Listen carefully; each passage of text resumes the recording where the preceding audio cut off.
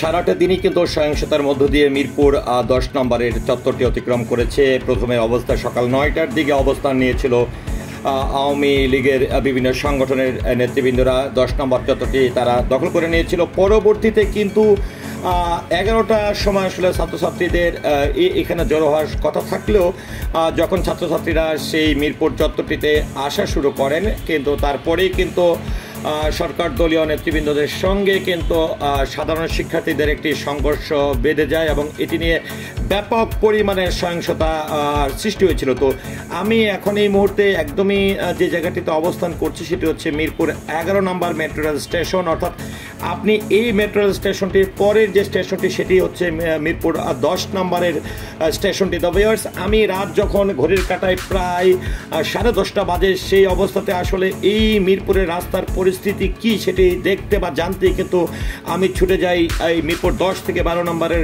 রোডের মাঝামাঝি, অর্থাৎ মিরপুর 11 নম্বর সেই স্টেশনটিতে। তো ভিউয়ার্স, আমি দেখুন এখানে যেটি আমরা লক্ষ্য করলাম যে টুকটুক করে কিছু কিছু অ্যাম্বুলেন্স যাচ্ছে, কিছু কিছু ব্যক্তিগত গাড়ি আমরা লক্ষ্য করছি।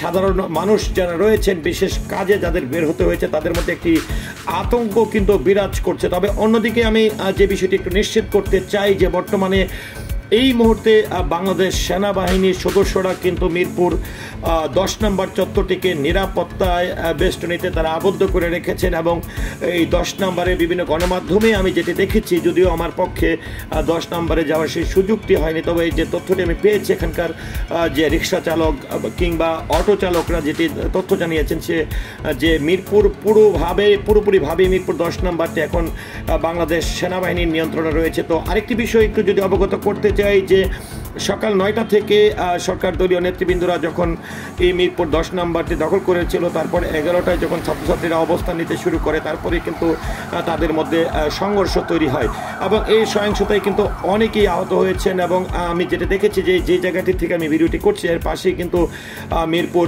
11 নম্বর ইসলামী ব্যাংক হাসপাতাল, সেখানে কিন্তু দেখতে পেয়েছিলাম যে প্রচুর পরিমাণের মানুষ আসলে সেটি দলীয় হোক, নির্দলীয় হোক কিংবা ছাত্রছাত্রী হোক, সাধারণ মানুষ হোক, অনেকেই আসলে এই আহত হয়েছে, সেই দৃশ্যটি কিন্তু দেখেছিলাম। তো ভিউয়ার্স, দেখুন যে আসলে এই সারাদিনের এই সহিংসতাকে কেন্দ্র করে কিন্তু আবারও কিন্তু কারফিউ জারি করা হয়েছে অনির্দিষ্টকালের জন্য এবং বেশ কিছু দিনের জন্য কিন্তু অফিস আদালত সাধারণ ছুটিও কিন্তু ঘোষণা করা হয়েছে। তো ভিউয়ার্স, আমি কিন্তু আপনাদেরকে এই মুহূর্তে একদমই মিরপুর এই সাইড থেকে যে গাড়িগুলো আসছে সেখানেই হচ্ছে আমরা দেখেছিলাম সারাদিন যে ইসলাম ব্যাংক হাসপাতালটির কথা বলছিলাম, সেখানে ছাত্রছাত্রী থেকে শুরু করে সাধারণ মানুষজন কিন্তু যারাই আসলে আহত হয়ে আসছিল তাদেরকে কিন্তু হাসপাতালে তারা চিকিৎসা করার ব্যবস্থা করার জন্য সারাদিনে তারা চেষ্টা করেছিল। তো ভিউয়ার্স, আমি পরিশেষে যেটি বলতে চাই যে মিরপুরের জরুরি কাজে যারা 10, 11, 12-র দিকে যাত্রা করবেন তারা অবশ্যই বাংলাদেশ সেনাবাহিনী এখন যথেষ্ট পরিমাণে সচেতন থেকে এবং